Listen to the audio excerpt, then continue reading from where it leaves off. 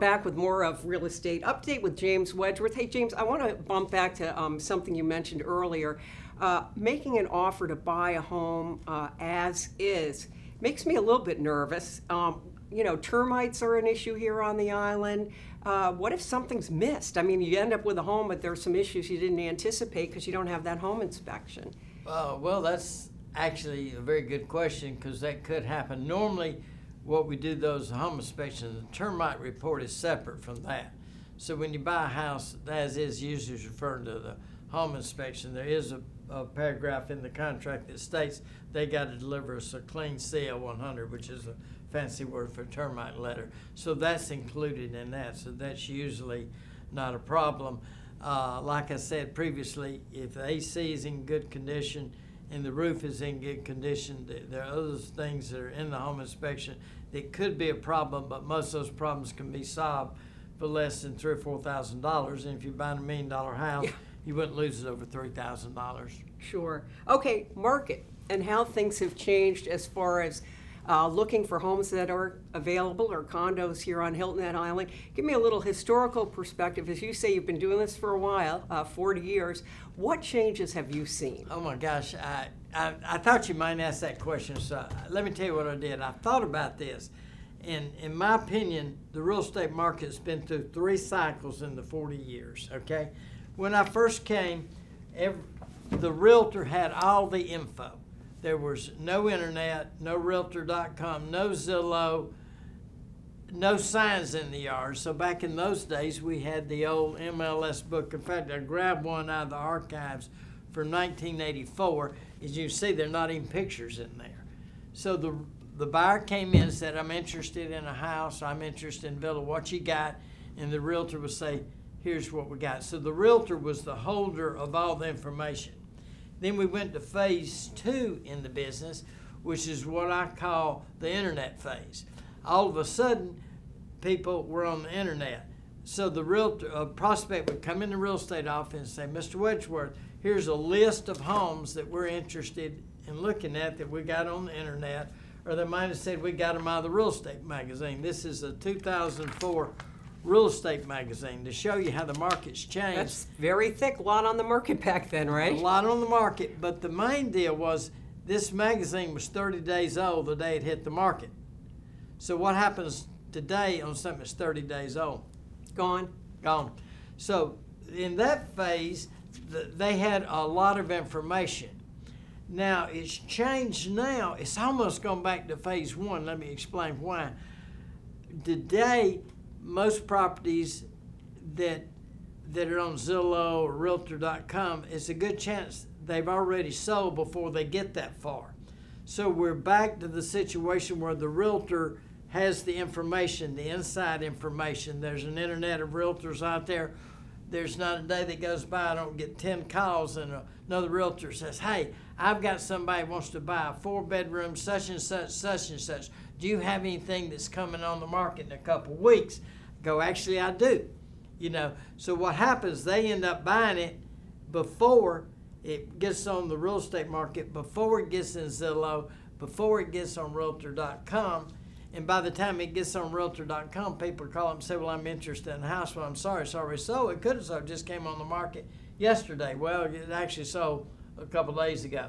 So you're running into a situation where you need a realtor, and this isn't an advertisement for Charter One Realty, but you need a realtor that's an experienced realtor that has great contacts, got a great client base, got a great relationship with other realtors, and knows of things before they come on the market where you can kind of get a jump. Does that kind of make sense? It sure does. And I know when we had been chatting before we started taping this today, you said for a lot of sellers, it's a huge benefit to be able to have that home sold before you have 50 different couples or, emptying people coming through the home and dealing with all of that because of COVID, right?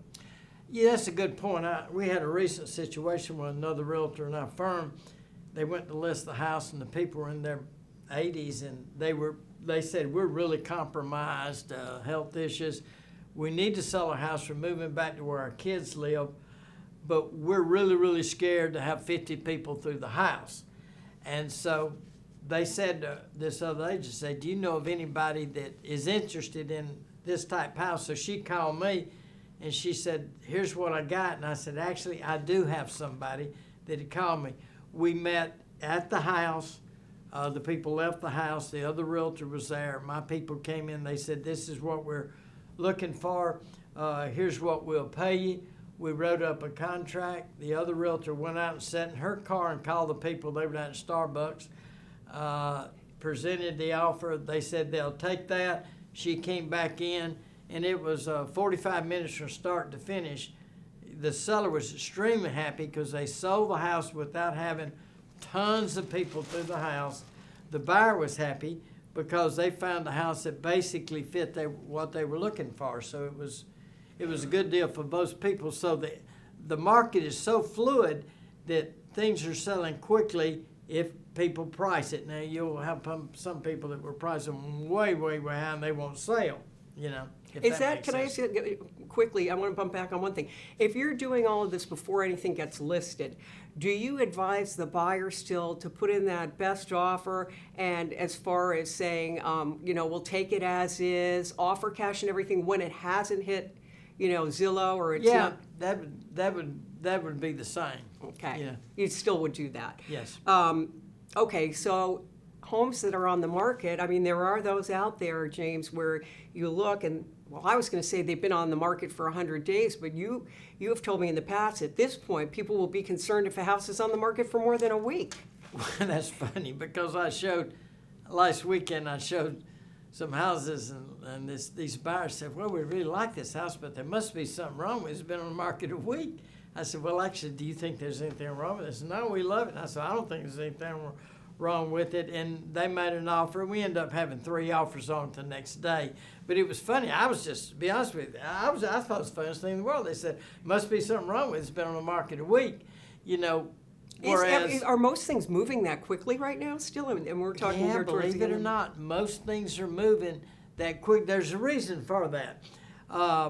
Let me give you an example. Say you got 3 buyers that are out looking at a house, just say anywhere, say Wexford, okay, or Long Cove, it doesn't matter. And all 3 of them find a house they like, and all 3 make an offer, and 1 gets it and 2 don't.